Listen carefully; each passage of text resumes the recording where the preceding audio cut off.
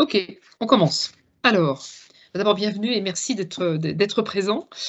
Cet atelier organisé à l'initiative effectivement du MEDEF et de la FMD. La Fondation FAS étant partenaire de longue date évidemment du MEDEF et très très lié aussi avec la FMD. Je me présente, je m'appelle Catherine Tripon, je suis à la Fondation FAS, je m'occupe entre autres des relations aux parties prenantes et des partenariats. J'aurai le plaisir d'animer cet atelier. Alors, on a fait le choix, effectivement, pour être dans la logique de l'entreprise responsable et inclusive, puisque on est assez terrain, nous, chez FAS, d'être vraiment très concret, en s'appuyant effectivement sur des initiatives qui sont portées par des clubs, puisque la Fondation FAS, c'est un peu plus de 9 000 entreprises engagées. Ce sont des actions qui bénéficient un peu plus de 300 000 bénéficiaires, mais au travers d'actions nationales et régionales, avec une quarantaine de clubs d'entreprises, de structures effectivement également de médiation. Et donc là, aujourd'hui, nous avons avec 2 clubs, FAS Paris Hauts-de-Seine et FAS-Var, qui, à travers effectivement des entreprises adhérentes ou qui ont à un moment donné contribué à un projet, vous montrer de manière très très concrète comment une entreprise aujourd'hui peut s'engager. Il y a des initiatives qui sont portées par l'État et je vais laisser après la parole à Antonin Quiviré, qui est notre responsable du développement territorial et institutionnel à la Fondation, vous expliquer de manière la plus limpide possible qu'est-ce que c'est que ce fameux pacte dont on parle et puis comment effectivement pouvoir valoriser ce que vous faites sur votre territoire de manière potentielle. Donc on a la liste des personnes inscrites, donc mis à part une région clairement identifiée, enfin 2 d'ailleurs, la personne n'est pas encore connectée, donc je ne sais pas si vous êtes implanté nationalement, localement, mais à la limite, peu importe, on n'est pas présent partout, mais FAS est pas mal présent quand même sur le territoire. Alors, je vous propose de commencer par donc Antonin. Je te passe la parole, donc tu es responsable du développement territorial et institutionnel de la Fondation FAS, et donc tu es le plus à même chez nous de raconter tout ce que font nos entreprises. Est-ce que tout le monde voit bien le document qui s'affiche, l'écran partagé? Pas de problème? Ok. Parfait, écoutez, merci d'abord Catherine. Je vais essayer effectivement d'être le plus concret possible et n'hésitez pas au fur et à mesure de mon intervention à m'interrompre autant que de nécessaire pour poser vos questions si vous en avez, si je ne suis pas clair sur un point ou sur un autre. L'enjeu c'est vraiment de pouvoir vous montrer que non seulement il est possible de s'engager sur votre territoire auprès de publics éloignés de l'emploi, mais que parfois et souvent même, vous le faites déjà, et vous ne valorisez peut-être pas suffisamment ce que vous faites déjà. En tout cas, c'est l'expérience qu'on tire des échanges déjà entamés un peu partout sur le territoire avec les différentes entreprises partenaires du réseau FAS. Peut-être commencer par un point très général, j'irai vite là-dessus, mais vous l'avez sans doute vu, s'il y a un point un peu clé du quinquennat qui est en train de s'achever en termes de points très poussés du côté du politique, c'est le fait que les entreprises doivent pouvoir s'impliquer, doivent pouvoir s'engager elles-mêmes en tant qu'entité, mais également auprès et avec leurs collaborateurs. C'est un discours qui a eu lieu dès 2018 par le président de la République devant le Congrès, que je vous ai retranscrit. Il y a 2 aspects et 2 conséquences à cet engagement très fort. Un aspect, j'allais dire, positif, qui est une série d'engagements, y compris législatifs très forts sur l'engagement des entreprises, les entreprises à mission, la loi Pacte de manière générale. On va distinguer d'ailleurs la loi Pacte du pacte dont on va parler dans quelques instants. L'autre aspect qui est peut-être moins positif, en tout cas en termes d'organisation pour ce qui vous concerne au quotidien, c'est la multiplication des dispositifs ministériels qui prévoient l'implication des entreprises. Je vous ai cité, je vous ai mis sur la droite de l'écran quelques-uns des différents dispositifs qui peuvent être des dispositifs que vous connaissez les uns les autres parce que vous avez été sollicités par les services de l'État, par des acteurs divers et variés pour intégrer ces différents dispositifs et peut-être que vous vous posez la question, en tout cas c'est ce qu'on constate régulièrement au sein de nos partenaires entreprises, la question de qu'est-ce que je dois faire là-dedans et qu'est-ce qui finalement est pratique pour moi ou en tout cas me permet d'agir au mieux par rapport à mes besoins d'entreprise et d'engagement d'entreprise. On a, nous, été évidemment très largement touchés par ces différents dispositifs parce que FAS, donc Fondation Agir contre l'exclusion, est à la fois présente au niveau national, mais aussi présente dans les différents territoires à travers 2 présences en particulier. Une que je vais évoquer plus que l'autre, c'est d'abord la présence de Club FAS, donc les Club FAS des associations de loi 1901, présents sur 48 départements. On a 41 clubs qui sont des associations qui regroupent les entreprises de leur territoire pour mener des actions sur le champ de l'emploi, de l'éducation ou de l'orientation, et des questions par exemple de médiation sociale, énergétique ou simplement de la médiation numérique. On a donc cette présence qui de clubs qui ont finalement deux grands rôles sur les territoires, et c'est sans doute par ces deux aspects qu'ils permettent d'amener les entreprises vraiment vers le concret. C'est d'abord un rôle d'animateur de son territoire. Vous avez vu les différents logos qui sont dans ma slide précédente, c'est le rôle finalement du Club FAS de synthétiser tout ce travail, de mener le lien, de faire le lien avec les acteurs privés, publics et associatifs de territoire pour essayer de faire en sorte que chacun comprenne comment tout ça fonctionne, tous ces dispositifs, comment ils interagissent les uns avec les autres, et finalement simplifier au maximum l'engagement des uns et des autres. Et puis, et c'est aussi important, les clubs FAS, c'est aussi des acteurs engagés en tant que tels, si je puis dire, parce que c'est aussi des acteurs qui mettent en place des actions concrètes en faveur de l'accès à l'emploi, de l'orientation ou de l'accompagnement des publics sur les questions d'accès aux droits, par exemple. Ça, c'est le premier pied qu'on a sur les territoires. Le second, c'est un pied qui concerne les fondations abritées. La fondation FAS est de ce point de vue-là fondation abritante. Elle abrite des fondations qui n'ont pas de personnalité morale en tant que telle, mais qui empruntent celle de la fondation FAS, donc agir contre l'exclusion, les discriminations et la pauvreté. On a trois grands types de fondations abritées. Là aussi, ils sont une quarantaine. On a des fondations d'entreprises, qui soient des grandes entreprises comme Simplon ou comme Legrand, mais aussi des entreprises plus régionales, plus locales. Je pense à la fondation Mutualia Grand Ouest, par exemple, qui est basée à Vannes et qui travaille sur son territoire de l'ouest de la France. On a un deuxième type de fondation abritée, que sont des fondations thématiques, qui vont se spécialiser sur un champ en particulier. Je pense à la fondation Innovation pour les apprentissages, qui va s'occuper que des questions d'apprentissage et d'alternance, et le sujet est relativement vaste. Et puis on a des fondations territoriales, là aussi qui vous permettent d'agir en lien avec des collectivités qui vont s'impliquer au sein de cette fondation, et puis des entreprises du territoire concerné. Je pense à la Fondation du Nord qui regroupe le département du Nord, et puis des grands groupes, mais aussi des TPE-PME du territoire du département du Nord. C'est finalement autant d'acteurs qui vous permettent, vous, entreprises, de vous engager un peu partout sur les territoires, à la fois vous-même en tant qu'entité, mais à la fois aussi vous-même en tant que collectif d'acteurs, collectif de collaborateurs qui ont envie pendant 1 heure, 3 jours ou une année, de s'engager sur des actions très concrètes au service des bénéficiaires. Vous avez ici, je disais que j'allais centrer sur les clubs, la carte de la présence territoriale de FAS, donc qui concerne les clubs FAS que vous voyez en vert foncé, et les actions qu'on mène avec les clubs FAS qui ne sont pas forcément implantés sur les départements en vert clair, mais qui mènent des actions d'animation notamment territoriale dans le cadre du pacte. Alors le pacte, ça me permet de centrer sur ce dispositif en particulier. Pourquoi celui-là en particulier? D'abord parce qu'il y a 3 raisons en fait. C'est le plus ancien. C'est un dispositif que certains connaissent sous le nom de charte entreprise et quartier depuis presque 6 ans maintenant, qui est devenu depuis 3 ans Pacte, qui est centré du coup sur un dispositif qui est très simple, une charte dans laquelle les entreprises sont invitées à s'impliquer sur 1, 2 ou 3 des 4 axes, ou les 4 axes suivants, les axes sensibilisés, sensibilisation au numérique par exemple pour les jeunes ou les moins jeunes en quartier politique de la ville, l'axe formé, comment on accueille des jeunes stagiaires de 3e ou des jeunes apprentis au sein des entreprises, là aussi issus de quartier politique de la ville, l'axe recruté qui parle de lui-même, et je ne vais pas être plus long là-dessus, avec par exemple les emplois francs dans ce cadre-là, et puis l'axe acheté qui concerne les achats responsables en particulier dans les quartiers politiques de la ville. C'est donc à la fois un objet relativement ancien, donc relativement connu. Il y a une deuxième raison pour laquelle on centre sur celui-là, c'est que les quartiers politiques de la ville, vous le savez peut-être, ont été conçus comme étant des territoires qui sont ciblés parce qu'ils regroupent une forte proportion de personnes en situation d'exclusion, de discrimination ou de pauvreté. Les 3 pouvant se cumuler d'ailleurs.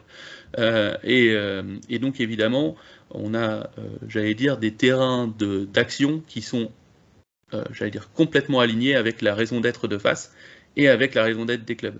Et donc c'est cet enjeu de pouvoir travailler sur ces territoires-là, ce qui n'est pas exclusif des autres, j'y reviendrai, mais en tout cas qui permet d'agir directement là où sont nos bénéficiaires. Et puis enfin, c'est aussi les territoires et le dispositif dans lequel les clubs ont le plus l'habitude d'agir et donc le plus d'actions très opérationnelles en faveur de l'emploi. Et donc c'est ce qui va vous permettre finalement d'agir avec le maximum d'outils déjà existants et déjà en place pour valoriser vos engagements et éventuellement en créer d'autres. Notre ambition là-dessus, elle est très simple. c'est de partir de ce pacte pour faire une convention unique qui vous permette de vous engager partout. Je m'explique. Aujourd'hui, vous avez donc d'ores et déjà, un certain nombre d'entre vous ont déjà des engagements dans les quartiers politiques de la ville. Je vous prends un seul exemple. Vous recrutez deux alternants ou deux apprentis issus de quartiers politiques de la ville. Évidemment, ces deux apprentis, quand vous allez devoir les valoriser auprès des services de l'État, vous allez le valoriser dans le pacte.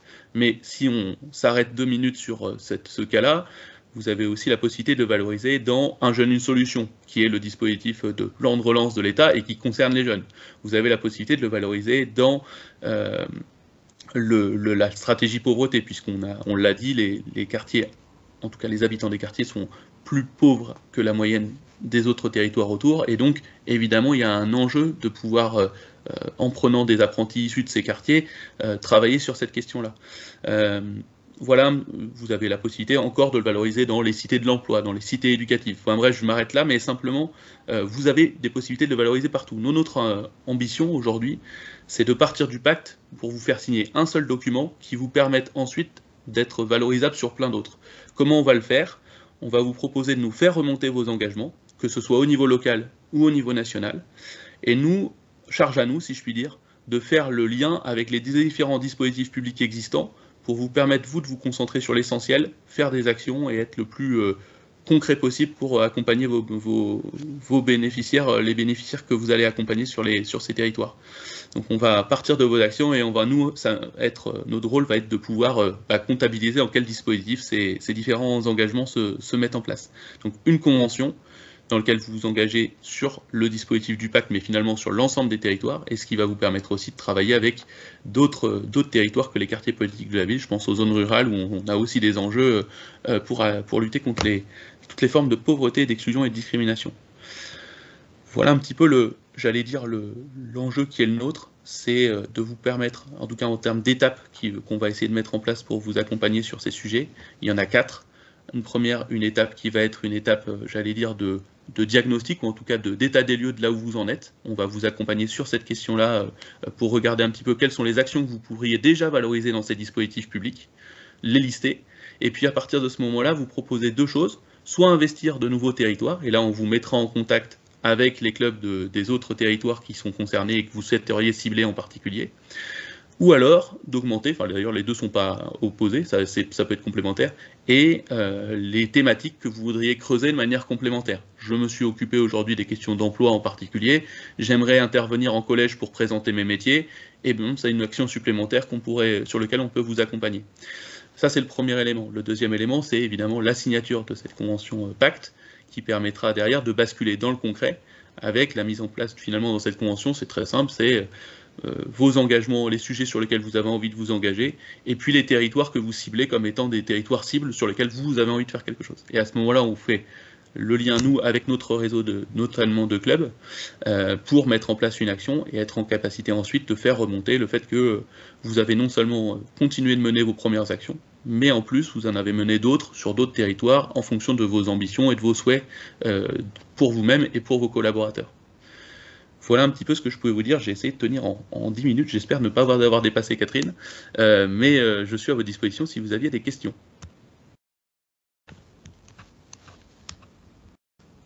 Ah, tu as ton micro coupé, Catherine. Mais oui, un grand classique, 1 an et demi après. Continue à oublier de décrocher le micro. Est-ce qu'il y a effectivement peut-être une question complémentaire ou un besoin d'explication complémentaire? On a quand même 2-3 minutes pour ça, si nécessaire, parce que c'est le cœur quand même du réacteur. C'est comment vous aider à agir. Après, vous allez voir avec 3 beaux exemples que c'est facile d'agir et c'est très intéressant. Pas de questions? Alors, on passe donc on va continuer. Merci beaucoup Antonin d'avoir réussi à synthétiser des mécaniques qui sont relativement complexes. Alors, ce que je vous propose, c'est d'entamer directement un premier témoignage. Ah, oui, Marie. Vous souhaitez réagir? Non, j'applaudissais Antonin, oui, c'est tout. J'ai vu effectivement la main rapide. Merci. Alors, ce que je proposais, on va commencer avec Julie Etienne, qui est conseillère en économie sociale et familiale de l'entreprise Erelia, qui est un bailleur social de Toulon. Et là, on va aborder une thématique sur laquelle nous avons beaucoup bossé chez FAS depuis, on a lancé le projet en 2013, des programmes européens, sur la question de l'impact des violences conjugales au travail et comment un employeur peut agir en toute discrétion et tout en finesse pour accompagner effectivement une collaboratrice qui subit des violences conjugales chez elle. Julie, c'est à vous. Merci, bonjour à tous. Donc Julie Etienne, je suis en effet conseillère en économie sociale et familiale au sein du bailleur social Erilia. Donc Erilia est une entreprise du groupe Habitat en Région, qui est une entreprise à mission socialement engagée à travers près de 62 000 logements en France. Donc Erilia se décline en 18 agences sur le territoire national, ce qui représente aujourd'hui environ 900 salariés. Sur l'agence de Toulon, nous avons en gestion le patrimoine immobilier du Var, qui représente environ 5 000 logements. C'est 47 collaborateurs répartis en agence sur les postes administratifs et sur le terrain auprès des gestionnaires d'immeubles. On a un ratio à peu près de 50% de personnel masculin et féminin, en retrouvant plus de personnel féminin sur les postes administratifs et plus de personnel masculin sur les postes de gestionnaires d'immeubles.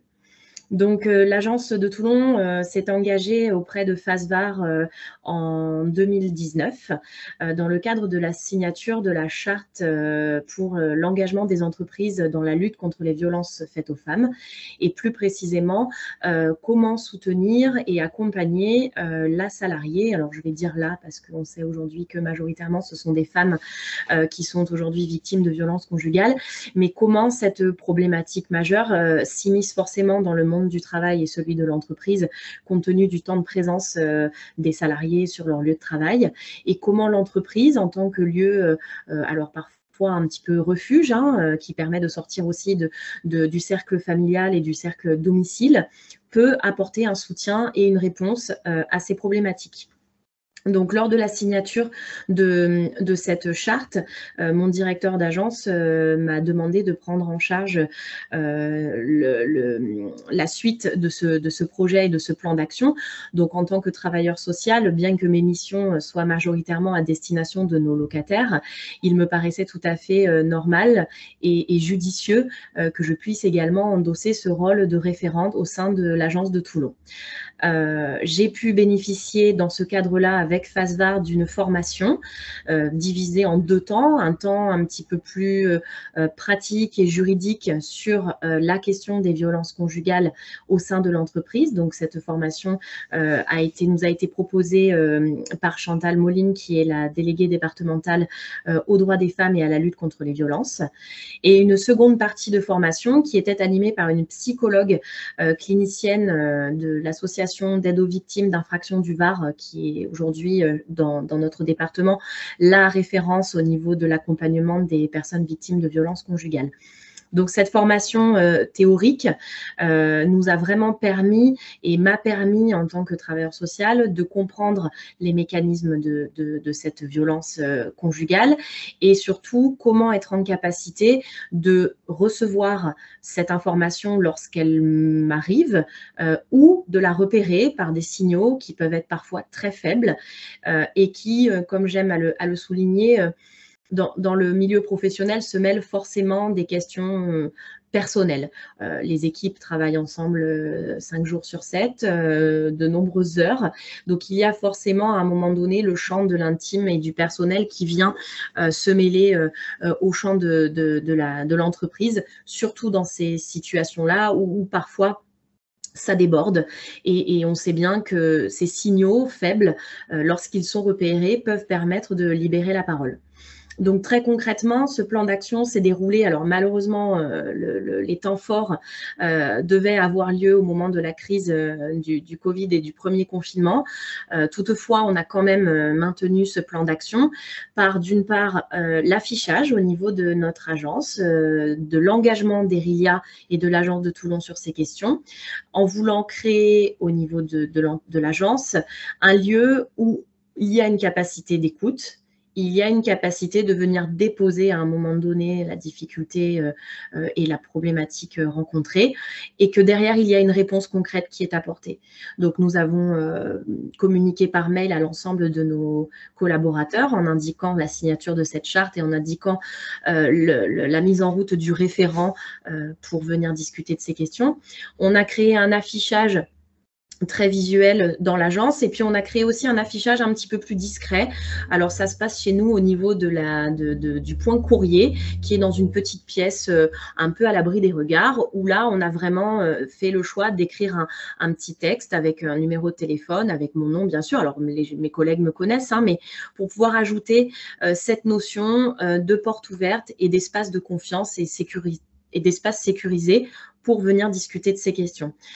Notre force aussi dans ce plan d'action, c'est d'être en lien direct avec l'association Aviv, avec cette psychologue clinicienne qui se met à la disposition des collaborateurs, avec un numéro direct. Donc, notre souhait, c'était vraiment de pouvoir orienter ces salariés vers quelqu'un de physique, de nommé, de connu, d'identifié, et non pas de repartir sur des numéros de plateforme où on sait que la prise de contact peut parfois être un petit peu plus difficile. Nous avons vraiment un référent nommé qui prend en charge l'accueil de la personne et démarrera avec elle au rythme, bien entendu, de cette victime, ce qu'il y a à mettre en œuvre. L'objectif aussi, c'est que, en tant que référent, en tant que collègue, il faut avoir cette juste distance de ne pas être ne pas s'imprégner totalement de la situation parce que ça reste aussi le cadre professionnel. Donc, il faut trouver voilà, ce juste milieu, cette juste distance entre apporter une réponse et en même temps se retirer après de la procédure et en tout cas de ce que va souhaiter mettre en place la salariée par rapport à ce qu'elle vit dans son quotidien.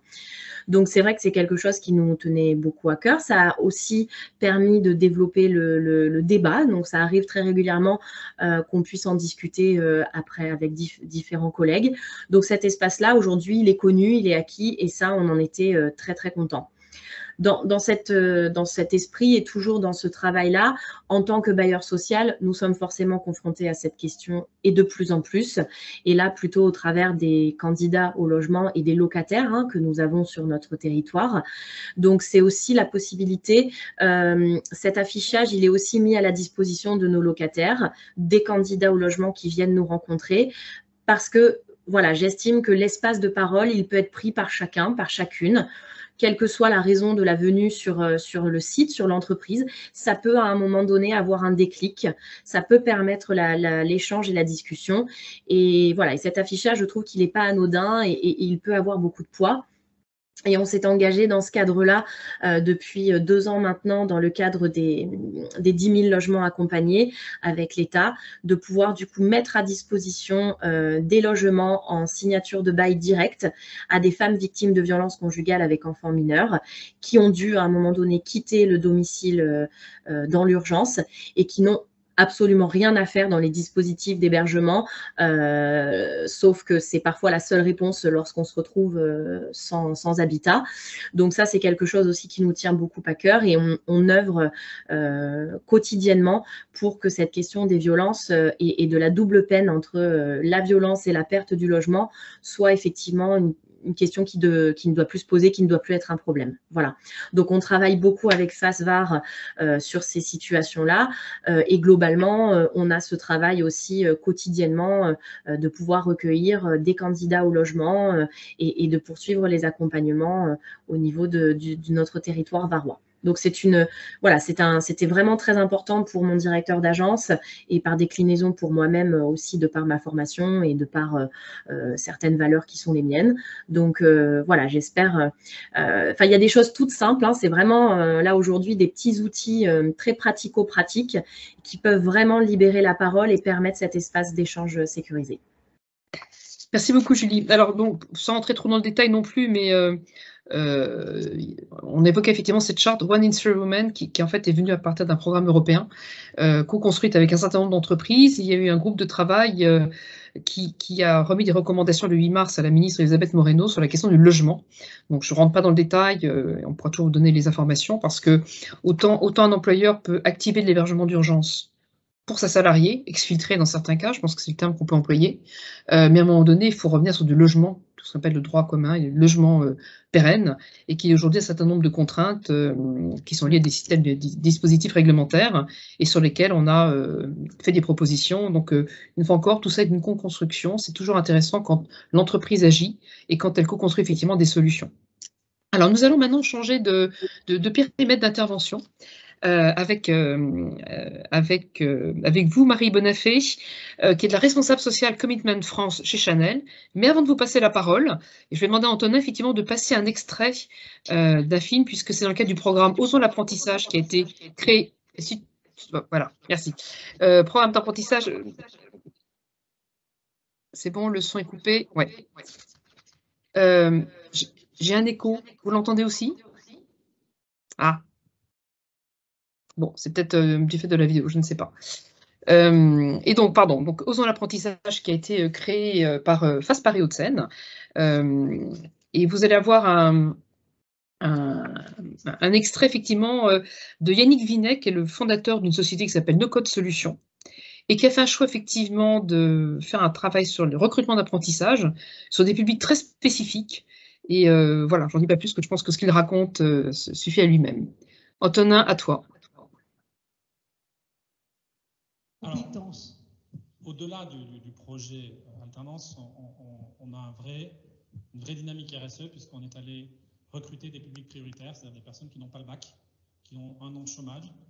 Et c'est extraordinaire ce qu'on a vécu, puisqu'on a déjà relevé 3 fois les niveaux pédagogiques, puisqu'on s'est aperçu que c'était des personnes qui avaient tellement la motivation d'être développeurs informatiques qu'en leur donnant l'opportunité d'être développeurs, ils ont déployé une énergie folle et ils sont très au-delà, pour la plupart, très au-delà de ce qu'on attendait d'eux. Vous êtes en train de nous expliquer qu'à partir du moment où on est motivé, on trouve des ressources qu'on n'imaginait pas. C'est sublimant, c'est sublimant. Donc quelqu'un qui a vécu une expérience passée dans un domaine, c'est quelque chose de riche pour nous, mais on va pas lui demander de savoir coder, on va lui demander d'avoir des capacités d'analyse et de la créativité. Donc ce sont des compétences qui sont présentes aussi bien chez les hommes et aussi bien chez les femmes. Et ceci, quel que soit l'âge. Et quel que soit l'âge. Et vraiment, la personne de 46 ans dont je parlais, le jour où je lui ai annoncé qu'elle était recrutée, elle avait les yeux qui brillaient. Et je regarde toujours ses yeux, je vois qu'ils brillent toujours. Et effectivement, permettre à des personnes à la fois d'avoir une formation financée et d'être rémunérées en parallèle sur un métier d'avenir. Normalement, si on les forme, c'est pour s'assurer de les recruter derrière. On espère qu'ils ne nous quitteront pas. Donc, à nous aussi de faire ce qu'il faut pour pouvoir les garder. Il ne faut surtout pas hésiter à se faire accompagner par les acteurs qui, derrière, nous orientent les bons profils. Je perdrais trop de temps à gérer des candidatures en direct. Par contre, quand on a des professionnels qui accompagnent, qui renseignent les jeunes ou les moins jeunes, on se retrouve avec des profils qui sont extraordinaires. Et quand on arrive à leur donner la chance au travers d'une formation et d'un travail, on sent derrière qu'il y a du répondant. C'est du gagnant-gagnant. En tout cas, merci. Merci Antonin. Alors, Marie Bonafé, je vous passe la parole et on va vous laisser effectivement nous raconter comment Chanel s'est impliquée à travers Osons l'apprentissage avec les rôles modèles, mais au-delà même des rôles modèles d'ailleurs, puisque vous avez même inventé un concept. Oui, merci beaucoup. Je voulais d'abord vous remercier de m'avoir invité lors de cet échange. Donc, je suis Marie Bonafé, je travaille chez Chanel depuis près de 33 ans. Je fête mes 33 ans la semaine prochaine. Et je suis surtout depuis 1 an et demi en charge du social commitment chez Chanel pour la France. Alors, Chanel, c'est une entreprise du luxe que tout le monde connaît bien, mais qui s'exprime finalement assez peu sur ces sujets d'engagement. Voilà, on est une entreprise assez atypique. Je rebondis un peu sur le sujet d'Antonin. Nous, on communique très peu sur ce qu'on fait et pourtant, je pense qu'on fait pas mal de choses. Et voilà, donc on communique pas à l'extérieur, mais moi, ma mission, c'est d'engager les collaborateurs et collaboratrices dans des initiatives solidaires. Alors, pourquoi Chanel s'engage ? C'est parce que voilà, Chanel a cette politique on a un engagement bien sûr RSE et au travers de l'engagement de l'entreprise, on essaye vraiment d'inciter chaque collaborateur et collaboratrice à s'engager à différents niveaux pour faire de Chanel une entreprise, on en parlait, c'était votre introduction Catherine tout à l'heure, une entreprise toujours plus responsable et citoyenne, plus inclusive aussi. Et l'idée, vraiment, c'est que tous et toutes contribuent, en fait, pour que Chanel crée de la valeur, pour la marque, bien sûr, parce que même si on ne communique pas à l'extérieur, on pense que ça va nourrir l'image de la maison, mais aussi on cherche à avoir un impact sur la société. Alors au niveau de mon poste au Social Commitment, on a même en 18 mois, on a fait énormément de choses et on essaye de faire bouger les lignes. Et la vision du Social Commitment chez Chanel, c'est de créer un impact social positif là où on est implanté finalement. Donc ça renvoie aussi à ce que disait Antonin tout à l'heure, c'est là où sur les territoires où Chanel opère pour faire un peu résonner, amplifier l'engagement de Chanel en tant qu'entreprise responsable et citoyenne. Donc on a des axes qu'on soutient et qui sont extrêmement en ligne avec ceux que soutient FACE Paris. Nos axes sont l'éducation, alors l'éducation des jeunes, parce qu'on pense que c'est extrêmement important pour faire bouger les lignes et pour réduire les inégalités. Le deuxième axe, c'est l'employabilité des publics fragiles. En public fragile, on en a beaucoup parlé, les jeunes issus des QVP, mais ça peut être aussi les personnes en situation de handicap, les seniors, les réfugiés. Donc on essaye et ça on a beaucoup aussi de liens avec FACE à cause de ces publics ciblés. Et en troisième axe, on a l'accomplissement de soi, la confiance en soi, l'estime de soi. On pense que chez Chanel, on a quand même pas mal de choses à raconter sur ce sujet-là. Donc en France, on va soutenir beaucoup les jeunes issus des quartiers politiques de la ville, car comme je le disais tout à l'heure, c'est vraiment un moyen de réduire la fracture sociale et d'augmenter l'égalité des chances. Et on a rencontré en fait FACE Paris, je pense il y a 2 ans maintenant, c'était un petit peu avant que je prenne ce poste, et on a trouvé plein de points communs pour essayer d'engager les collaborateurs dans des missions de mécénat de compétences assez concrètes. Moi, j'ai 5500 collaborateurs et collaboratrices Chanel en France qui ont une envie de s'engager, des métiers extrêmement différents. On a beaucoup d'expertise chez Chanel, que ce soit, on a la chance d'avoir vraiment toute la panoplie de métiers parce qu'on crée les produits, on les fabrique, on les développe, on les fabrique, on fait tout le marketing autour, voilà, et puis on les vend. Donc on a aussi beaucoup de choses et beaucoup de métiers à valoriser auprès des jeunes ou auprès d'autres publics. Et pour valoriser l'engagement des collaborateurs, donc Chanel depuis 2 ans propose à chaque collaborateur 2 jours par an pour s'engager dans des formats assez variés d'engagement. Donc moi, ce que j'ai aimé chez FACE Paris, c'est qu'on a fait pas mal de choses en mode pilote, même si je vais plus me centrer aujourd'hui sur osons l'alternance et l'apprentissage. Et voilà, j'ai bien aimé cette profusion d'idées, d'échanges qu'on a pu avoir pour essayer de coller aux envies de Chanel et aux besoins de FACE Paris et des territoires. Alors pour vous donner quelques exemples de ce qu'on a fait et qui sont extrêmement simples à mettre en place, on a fait pas mal de présentations de métiers en 1 heure ou en une demi-journée auprès de jeunes, mais aussi auprès de personnes qui sont plus seniors. C'est super bien pour les collaborateurs parce que ça leur permet de sortir un peu de leur zone de confort, et puis aussi ça les valorise dans les expertises qu'ils ont. Ça leur permet aussi de se confronter quand un petit jeune vient expliquer ce que c'est que l'innovation technologique chez Chanel et qu'il est en face de personnes plus âgées et plus compétentes que lui. Ça peut aussi le questionner et le faire avancer dans ses idées. On a aussi animé des ateliers sur les codes de l'entreprise, sur la confiance en soi, sur LinkedIn. Voilà, ce sont vraiment des choses qui sont assez faciles à faire. Et comme autre chose très très facile à faire, et qui nous paraissait vraiment très anecdotique, c'est qu'on prête des salles à FACE Paris pour accueillir des formations auprès de leurs bénéficiaires, qu'ils proposent à leurs bénéficiaires. Et nous, ça nous paraît vraiment dérisoire comme aide, mais je crois que ça les aide beaucoup et ça soulage leur budget. Voilà. Alors pour revenir à osons l'alternance et l'apprentissage, on s'est engagé l'année dernière. Ça nous a vraiment tout de suite tenté de nous lancer dans cette aventure, parce que chez Chanel, on accueille énormément de stages en alternance, beaucoup de jeunes en stage et en alternance. Et pour vous donner une idée, en 2018-2019, sur l'année 2018-2019, on a recruté 270 alternants, toute activité et sites confondus en France. Et je trouvais ça intéressant aussi de vous donner la suite, c'est que alternant sur 5 est ensuite recruté chez nous. Voilà, c'est peut-être quelque chose qui est améliorable, mais je trouve que c'est déjà pas mal. Et donc sur le programme Osons l'alternance et l'apprentissage, on a fait 2 choses. On a un de nos sites, la boutique mode de la rue Royale, qui s'est engagée pour être site modèle de l'alternance et de l'apprentissage. Donc ça, c'est toute l'équipe de la boutique qui s'est engagée collectivement pour recevoir une vingtaine de jeunes, un peu en recherche de leur parcours, de leur voie, donc sur 4 journées.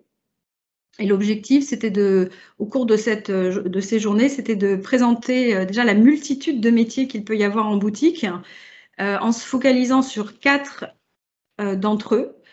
La vente, qui est très connue, bien sûr, les métiers de caissier, et 2 autres métiers qui sont beaucoup moins connus. Le visual merchandising, c'est comment je mets en scène les produits dans ma boutique, et le métier de retouche, parce que chez Chanel, on a du prêt-à-porter, mais le prêt-à-porter peut presque s'apparenter à la haute couture, parce qu'on peut reprendre toutes les pièces et on a des retoucheuses dans nos équipes. Voilà, et finalement, ce sont ces métiers un peu différents qui ont retenu l'attention des jeunes qui sont venus chez nous, et ça peut ouvrir des perspectives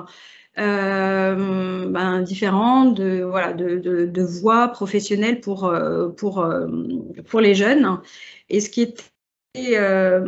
était bien pour les jeunes aussi, c'est d'ouvrir les portes de Chanel, parce on apparaît souvent comme une marque, on est une marque de luxe, les gens ont peut-être un peu de crainte à pousser la porte de nos boutiques. On a bien sûr en tête le film Le diable s'habille en Prada. On a l'impression que chez nous, voilà, c'est compliqué d'y travailler. Et finalement, je pense que les jeunes, quand ils poussent la porte de nos boutiques, ils retrouvent cette humanité qui est aussi l'une des forces de Chanel. Et puis pour les équipes, c'est extrêmement valorisant de montrer leur quotidien, de voir comment cela peut ouvrir de nouveaux horizons. Et puis pour la boutique de la rue Royale, c'était vraiment une aventure de boutique, une aventure collective.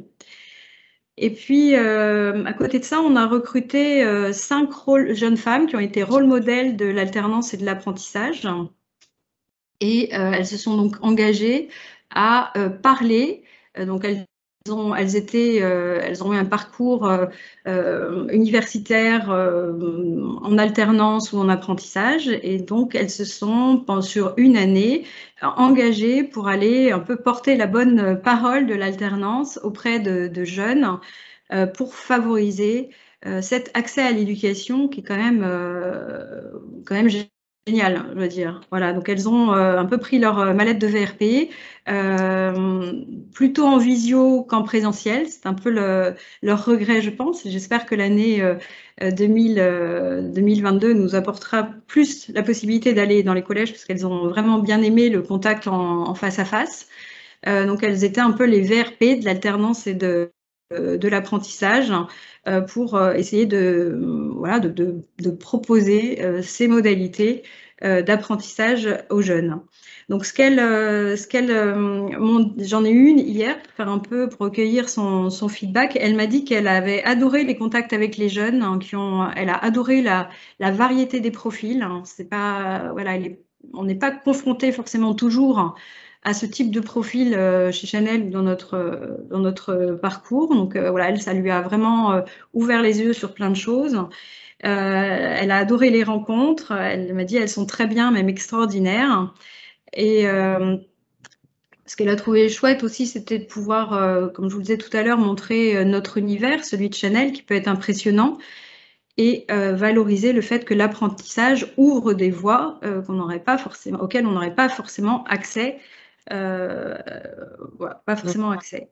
Donc elle aurait aimé plus de rencontres en présentiel, ça je vous l'ai dit. Et ce que cela lui a apporté à elle, elle a bien aimé être confrontée à des publics différents. Elle a adoré essayer de vulgariser son métier, parce qu'on a tous, quand on parle de notre métier, on peut être assez jargonnant. Donc ils ont beaucoup travaillé sur le fait de rendre accessible leur métier pour mieux se faire comprendre et éventuellement embarquer ces jeunes dans cette voie-là. Et puis, même en interne, ça lui a permis de rencontrer d'autres personnes, un peu d'élargir son réseau, de rencontrer d'autres. Et voilà, donc pour elle, c'était une expérience extrêmement positive et assez simple finalement, parce que les engagements peuvent être d'une demi-journée. Enfin, c'était une demi-journée quand elle se déplaçait en collège et parfois juste 1 heure. Quand elles étaient en visio avec des jeunes, on leur a aussi demandé de faire une petite vidéo qui a été mise sur le site de Face Paris. Donc voilà, c'est vraiment des modalités très très simples et qui plaisent beaucoup alors plutôt des collaboratrices, hein, parce que bon, on a recruté 5 jeunes femmes, mais aussi aux collaborateurs, pourquoi pas, pour valoriser ces parcours. Merci beaucoup, Marie. Alors, toujours restant pour garder un peu le timing, vous voyez bien qu'on a des opérations très différentes, très complémentaires qui permettent de s'engager de manière ponctuelle ou plus durable. Et alors là, on va s'engager sur un projet là beaucoup plus durable. Et avant de donner la parole à Marie-Dominique Goffinet-Méloyan, qui est la co-gérante des pâtes Lanza, que je ne connaissais pas, et donc je vais me dépêcher d'aller faire un tour dans la grande distribution pour les repérer. Je vous propose, Antonin, merci de passer le film qui a été réalisé par Fasvar, avec justement des témoignages au sein de votre entreprise.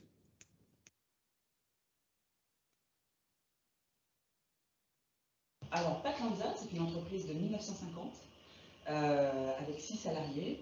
Avec mon mari, on est gérants tous les deux. Et on a racheté Pâtes Lanza en 2013.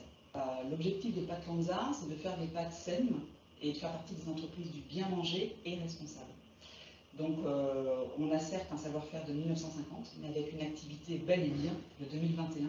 Alors, on a eu besoin de remplacer un salarié qui est parti vers sur d'autres rangs. Et puis, suite à tout ce qui se passait au niveau mondial, on s'est dit on voudrait aider quelqu'un. Et il s'est trouvé que j'ai trouvé sur Internet Fasvar, qui m'a répondu immédiatement, qui m'a amené Nouri Ahmadi, un réfugié afghan. Et ça a été non seulement un coup de cœur, mais une vraie réussite. Ahmadi Nouri, c'est le nom Ahmadi, prénom Nouri. Je viens d'Afghanistan, j'ai 28 ans. J'ai travaillé à Célestin, j'habite à Célestin, travaillé ici, à cabinet. Décembre 2019, j'ai commencé le travail ici. Madame Laure, c'est moi conseiller, c'est comme un peu noir. Chercher pour mon travail, c'est bon pour mon travail, pas de l'argent. Oui, CDI, travailler, 35 ans. L'intégration du salarié s'est faite en 2 temps. On leur a annoncé qu'un réfugié arrivait et qu'il était afghan. Là, il y a eu, dans les 5 salariés, un moment de silence et j'ai presque de peur, mon Dieu, qu'est-ce qui va se passer? Et lorsque Nouri est arrivé, Nouri ne parlait quasiment pas le français et il a travaillé. Et quand on lui a parlé, quand les collègues lui ont dit pars en pause, il savait ce que c'était que le mot pause, mais il disait non, non, pas de pause. Les vacances, non, pas de vacances, travailler, voilà. Et en fait, cette image, cette réaction de Nouri a fait que tous les autres, qui avaient au départ pas tranquilles, tous les autres se sont regroupés autour de lui et l'intégration s'est très très bien faite parce qu'ils se sont tous entraînés. Voilà. Et Nouri est toujours là pour tout le monde et tout le monde est là pour Nouri. L'intégration s'est très bien passée. Il a effectué toutes les tâches qu'on lui a données. Il n'a jamais rechigné à travailler. Il est toujours là à l'heure, il est toujours présent. C'est un bon ouvrier. Les points positifs qu'il a apportés dans l'entreprise, c'est une espèce de solidarité. Il faut savoir, quand on a trouvé un appartement pour Nouri, les salariés ont donné tout ce qu'on peut imaginer, couette, pour Nouri. Il y a vraiment eu de l'entraide. Il y a aussi eu un autre regard sur ce qu'on appelle les réfugiés ou les migrants. Ça a personnalisé en fait ce phénomène et ça a sensibilisé tout le personnel. Il est prévu d'embaucher quelqu'un éventuellement au prochain semestre. Ce sera sûrement un réfugié d'une nationalité différente parce que voilà, on voudrait éviter de faire des clans, mais avec grand plaisir en tous les cas. Merci beaucoup. Alors, Marie-Dominique Goffinet-Méloyan, Je vous laisse rebondir. Ah, le son. Je vous laisse rebondir sur ce très joli reportage. Non, pas de son. Pas de son.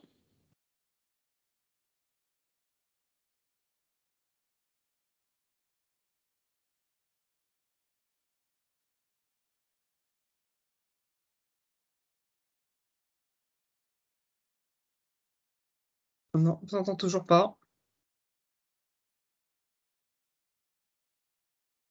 Non, on vous entend pas. Ah.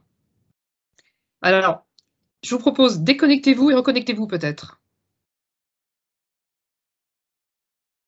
Bon, voilà, les aléas du direct, comme on dit. Bon, le son est meilleur quand on visionne sur YouTube, donc on vous le renverra, on mettra le lien avec les documents. Ah bah voilà, parfait. Super. Je vous laisse la parole. Effectivement, il faut que je me reconnecte. Je vous remercie, Madame Tripon. Alors moi, ce film, on l'a tourné pour Nourri. Je pense que ce qu'il faut bien savoir, c'est qu'en 2017-2018, lorsqu'on a vu les bateaux avec ce qu'on appelait les migrants, on est avant tout des êtres humains et il a été compliqué pour nous de ne rien faire. Alors, l'entreprise aujourd'hui a de plus en plus de devoirs sociaux. Hein. On le voit, chaque année, on a des demandes. Et on s'est dit que c'était l'occasion d'apporter à l'entreprise et bien sûr aux salariés quelque chose de nouveau, mais surtout d'aider quelqu'un. Voilà, donc ça correspond à une politique d'entreprise où certes, on est une PME, on a 6 salariés, donc on mesure bien l'enjeu, hein, on pouvait embaucher une personne. Et j'ai rencontré Fasvar suite à un rendez-vous de la Chambre des métiers. Et ça a été un coup de cœur parce que, j'avoue, si j'avais eu simplement le CV de Nourri Ahmadi, certainement je ne l'aurais pas embauché. Et Fasvar a été décisif dans mon choix parce qu'en me présentant Nourri, il y avait une démarche sociale vis-à-vis de moi, déjà. Et moi, je pouvais voir et comprendre ce qui se passait et aider ce jeune garçon qui a beaucoup de mérite puisqu'il a marché pendant 2 ans d'Afghanistan jusqu'à Paris à pied. Aujourd'hui, il a fêté ses 29 ans il y a quelques jours là, en homme libre au sein de la société. Je peux vous dire que c'est certainement la plus belle réussite de Pat Lanza, qui pourtant existe depuis 1950.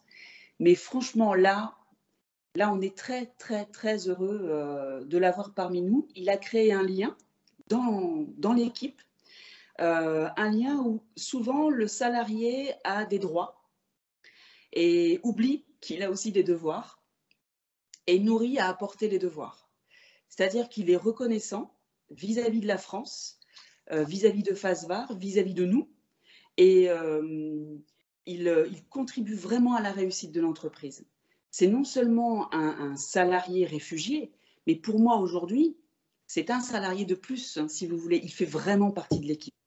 Quelqu'un qui a su créer le lien à la fois avec l'employé de production, de conditionnement, la secrétaire, la commerciale et les patrons. Vous voyez ce que je veux dire? C'est quelque chose qui nous fait énormément de bien. Maintenant, on a un autre projet, donc c'est de ramener sa femme, hein, qui est en Iran actuellement, de la ramener en France. Voilà, donc ça c'est le prochain challenge. Mais ce que je voulais dire, surtout aux entreprises, c'est simple. Quand on a affaire, alors je vais aller un petit peu plus loin. Mon comptable, quand je lui ai dit que j'allais prendre un réfugié, il m'a dit « Oulala, oulala, oulala, papier, papier, papier ». Et en fait, avec Fasvar, on a plein de garanties. Et tout est simple.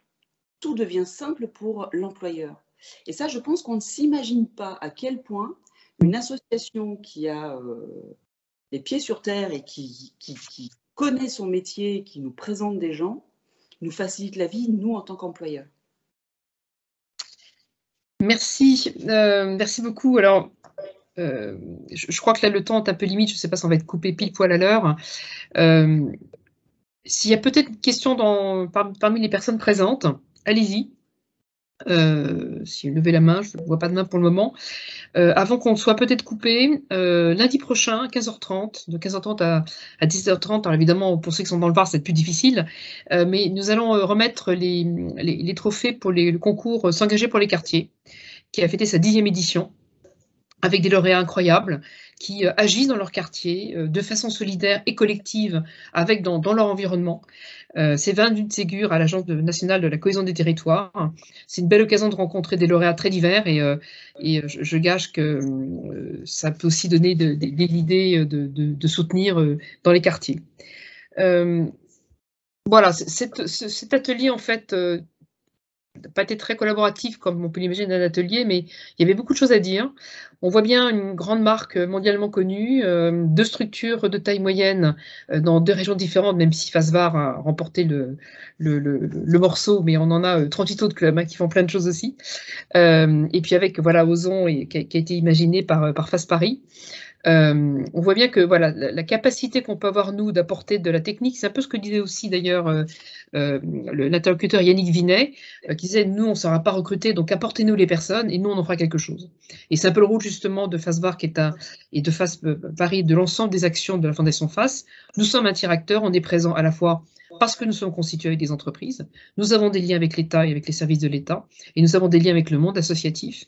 Et c'est donc cette conjonction de ces différentes populations qui fait qu'à un moment donné, on peut d'abord sourcer des personnes, et puis forcer un peu le destin. Je pense que recruter un réfugié, même s'il est afghan et que l'Afghanistan, pour le moment, touche beaucoup de monde, même ceux qui ne sont pas forcément très à l'aise avec les réfugiés en général, une femme victime de violence conjugale, bien, même si on est forcément attentif, MeToo est passé par là, de là, effectivement, à s'occuper du sujet, c'est une autre étape à franchir.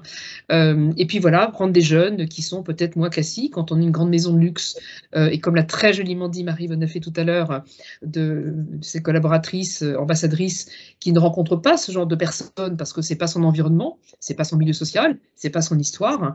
Et donc, ce sont des rencontres à chaque fois extrêmement intéressantes qui enrichissent, bien sûr, les personnes, qui retrouvent l'estime d'eux-mêmes et qu'on amène effectivement à l'emploi, en tout cas une autonomie de fonctionnement et comment dire, je trouve plus le terme, en tout cas, retrouvent un petit peu leur honneur et leur joie de vivre aussi, d'une certaine façon. Mais ça enrichit, ça agit terriblement sur les dirigeants d'entreprise et leurs équipes. Et tout ce qu'on a pu faire chez FAS et ce qu'on fait depuis plus de 25 ans maintenant, c'est à partir de collaboratrices et de collaborateurs qui, sur leur temps de travail, en accord avec leur direction. Oui, je vous en prie. Je vais me permettre juste de dire, le préfet du Var est venu avec la sous-préfète hier, et nous avons entendu 4 réfugiés parler de leurs histoires. Une de mes employées m'a dit, mais je ne pensais pas, je ne savais pas. En fait, il y a des gens bien. Vous imaginez? Il y a des gens bien. C'est-à-dire que pour le mot réfugié ou le mot migrant est tellement devenu péjoratif et symptomatique, en fait, on globalise, qu'on oublie que derrière, il y a des histoires, des vies. Et il y a des gens, oui, effectivement, il y a des gens très bien. Et ça a été très important pour nous. C'est extrêmement valorisant de voir que ses propres salariés se remettent en cause, changent d'idée, et apporte aussi aux autres ces informations-là. On est un lien, on est là que pour transférer en fait les idées, on est là pour transmettre les choses. Et je suis très contente que cette salariée m'ait dit ça, puisque une fois que je vous aurai quitté, je retourne à l'entreprise et on va pouvoir discuter tous ensemble de la belle journée qu'on a eue hier. Mais merci beaucoup. Chez FAS, en tout cas, on est convaincu, l'entreprise aujourd'hui est un acteur structurant du territoire. C'est même peut-être le plus structurant par rapport à la déliquescence de l'image que l'on a effectivement de ce qui constituait, enfin ce qu'on appelait les corps constitués. Et pour le coup, ce qu'on fait, on doit continuer à le faire. Et donc, n'hésitez pas à en parler autour de vous aussi pour amener de nouvelles entreprises à rejoindre effectivement nos structures. Et donc voilà, je ne veux pas rester trop long puisqu'on a un peu dépassé le temps, mais on avait démarré un peu plus tard. Remercier effectivement aussi le MEDEF et la FMD d'avoir permis d'organiser cet atelier. Vous remercier de vous être libérés parce que finalement ça s'est dessiné un petit peu tard et donc vous avez un peu arraché vos agendas, donc merci à vous. Il est possible effectivement qu'on puisse, il y aura un replay de cette émission, je parle sous le contrôle de Lilia de la FMD. Oui. Voilà, qui devra donc être transmis s'il n'y a pas d'opposition de votre part. Il y a de belles paroles qui sont passées et voilà, vous êtes un peu valeur d'exemple et l'idée c'est qu'on donne plein d'occasions aux adhérents de la FMD et aux adhérents du MEDEF bien sûr dans cette logique d'entreprise responsable et inclusive et je pense qu'on était vraiment, en ce qui me concerne, au cœur du sujet, donc good job comme disent les anglo-saxons. Et merci à vous en tout cas pour ce temps. Et je pense qu'on sera sans doute amené à se revoir. Julie, c'est déjà la deuxième fois. Vous étiez intervenue avec Elisabeth Moreno le 1er septembre quand on a fait ce live avec elle sur la question des violences conjugales. Donc, on va être amené certainement à se revoir. Merci à vous en tout cas. Bonne fin de journée. Merci à vous. Au revoir. Bon après-midi. Merci.